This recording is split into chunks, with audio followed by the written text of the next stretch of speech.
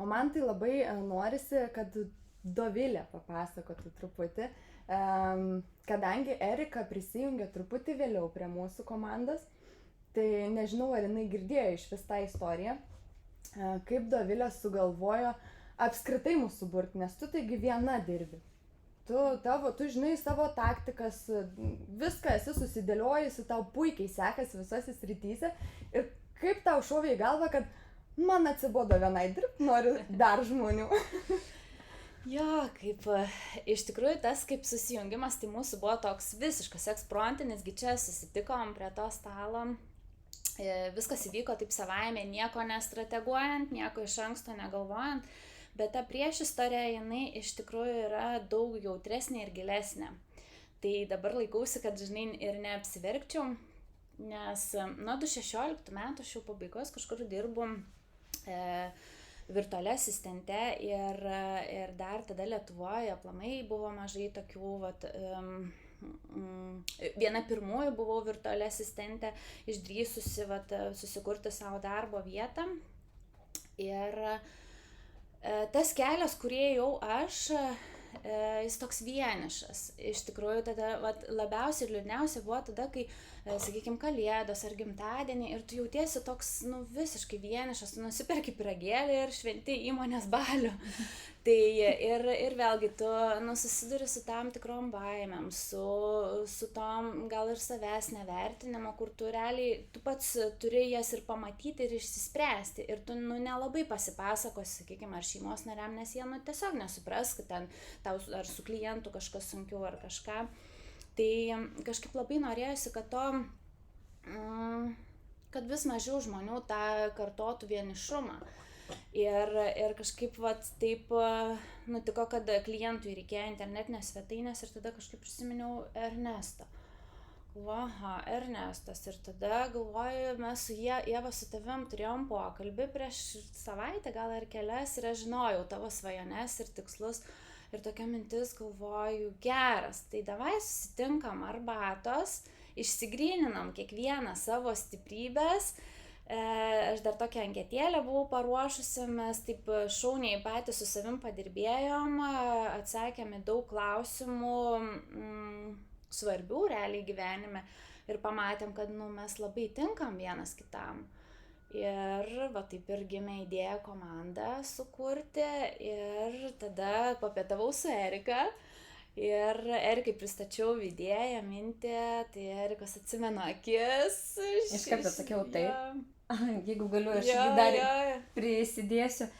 tą dieną sėdžiu, redaguoju nuotraukas ir toks vidinis ateis pasiūlymas. Nu, toks vidinis, nu, tiesiog iš savęs. Ir turiu pasakyti taip. Nu, tiesiog.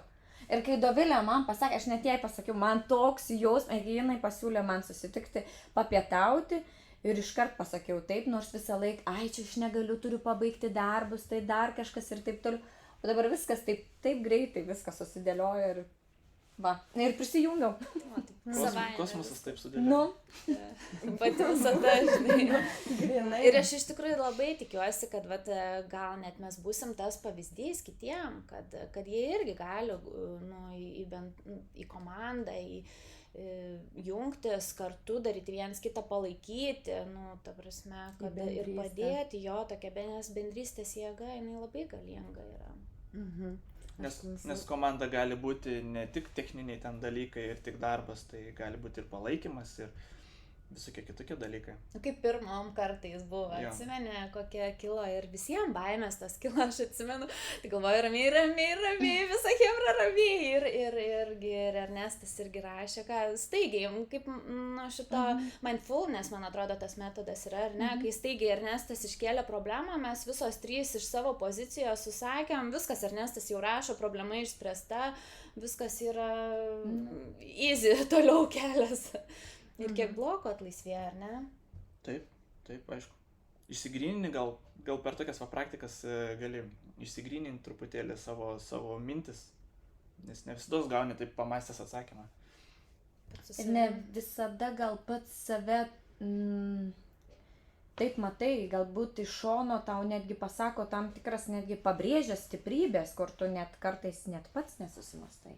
šiaip savęs stebėti iš šono, nu, turi būti labai įgudęs, daug praktikos reikia, kad save matyti iš šono. Kaip tu matai kitą žmogų, atrodo, tu gali patarti ir matai, kas ten negerai yra, bet savo to negali pritaikyti ir kažkur tai buksuoji.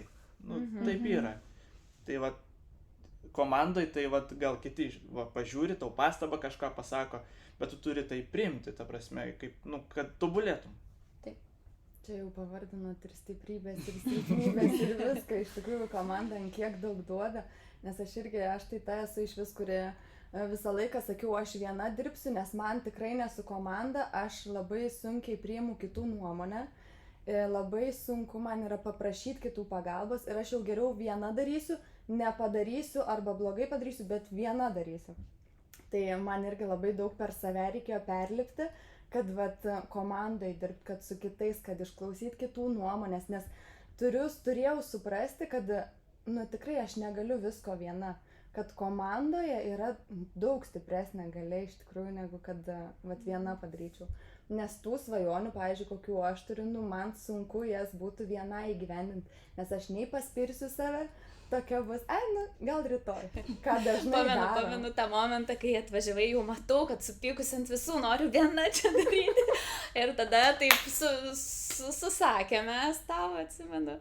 Išvažiavai, nu, pikta, truputį buvau išsigandus, bet, bet paskui kiek vis atrodo prašviesėja, ne? Kažkaip supurtimas toks geras. Reikia.